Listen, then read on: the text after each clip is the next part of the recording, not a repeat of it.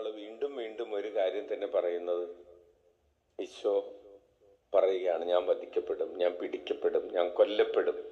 ഒരു പ്രാവശ്യം ശിഷ്യന്മാരോട് അത് പറഞ്ഞപ്പോൾ അവരതൊന്നും മൈൻഡാക്കാതെ അവർ പറയുകയാണ്, ഞങ്ങളിൽ ആരാണ് ഞങ്ങളെ രണ്ടുപേരെ ഇടത്തും വലത്തും ഇരുത്തണം. മരിക്കാൻ പോകുന്ന കാര്യം പറയുമ്പോൾ അവരതൊന്നും ശ്രദ്ധിക്കാതെ അവർ പറയുന്നത് ഇടത്തും വലത്തും ഇരുത്തണമെന്ന്. അപ്പോൾ ഈശോക്ക് മനസ്സിലായി, ഇവരോട് പറഞ്ഞത് ഇവർക്ക് മനസ്സിലായിട്ടില്ല. ഈശോ ആവർത്തിക്കുകയാണ്. പ്രിയപ്പെട്ടവരെ, ഈശോയുടെ ഒരു സ്വഭാവം നമ്മൾ ഇവിടെ നിന്ന് മനസ്സിലാക്കിയെടുക്കണം.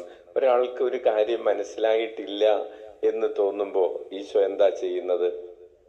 ഈശോ അത് ആവർത്തിച്ച് പറയുകയാണ്. നമുക്ക് കൈയടിച്ച് കർത്താവിനെ നന്ദി പറയാം. ടീച്ചിങ്ങിൽ ഇങ്ങനെ ഒരു വാക്കുണ്ട്, learning is the daughter of repetition. Learning is the daughter of repetition. ഒരു കാര്യം പല പ്രാവശ്യം ആവർത്തിക്കപ്പെടുമ്പോഴാണ് അത് നമ്മുടെ മനസ്സിൽ പതിയുന്നത്. നമ്മൾ അഡ്വർടൈസ്മെന്റ് കാണാറുണ്ട്. നമുക്കൊരു കാര്യം മനസ്സിലാകാൻ ഒരു സ്ഥലത്ത് പരസ്യം വെച്ചാൽ പോരെ, അല്ലെങ്കിൽ ഒരു പ്രാവശ്യം പറഞ്ഞാൽ പോരെ. എന്തിനാണ് ഒരു കാര്യം തന്നെ നമ്മൾ ടി വി കാണുമ്പോൾ, അല്ലെങ്കിൽ ഒരു സിനിമയുടെ ഇടക്ക്, അല്ലെങ്കിൽ ഒരു അരമണിക്കൂർ സീരിയലിന്റെ ഇടക്ക് ഒരു പരസ്യം തന്നെ 10 പ്രാവശ്യം പറയുന്നത്?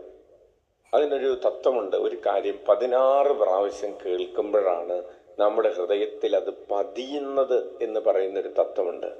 അപ്പോൾ ചില കാര്യങ്ങൾ നമ്മൾ മക്കളോടാണെങ്കിലും മറ്റുള്ളവരോടാണെങ്കിലും ഈശോയെക്കുറിച്ച് നമ്മൾ മറ്റുള്ളവരോട് പറയുമ്പോൾ അത് ആവർത്തിച്ച് പറയണം. ഇപ്പൊ നമ്മൾ പള്ളി പോകാനായിട്ട് വീട്ടിൽ കിടന്നുറങ്ങുന്ന കൊച്ചിനെ ഒരു പ്രാവശ്യം വിളിക്കുന്നു, കൊച്ച് എഴുന്നേൽക്കുന്നില്ല. കൊച്ചു ചോദിക്കുന്നു, ഒരു പ്രാവശ്യം പറഞ്ഞാൽ മതി, എനിക്ക് മനസ്സിലാവും. അപ്പോൾ അതോടുകൂടി പറയുന്ന ആൾ നിർത്തുന്നു. അത് പോരാന്നാണ് ഈശോ പറയുന്നത്. നമ്മൾ ആവർത്തിച്ച് നമുക്കറിയാം, ഒരു കൊച്ച് ചോറ് തിന്നുന്നില്ല. കൊച്ചിനോട് ചോറ് തിന്നാൻ പറഞ്ഞിട്ട് കൊച്ച് ചോറ് തിന്നില്ല. ഒരു പ്രാവശ്യം പറഞ്ഞാൽ മതി, കൊച്ചിന് മനസ്സിലാവും എന്ന് പറഞ്ഞ് നമ്മൾ അത് അവസാനിപ്പിക്കുന്നില്ല.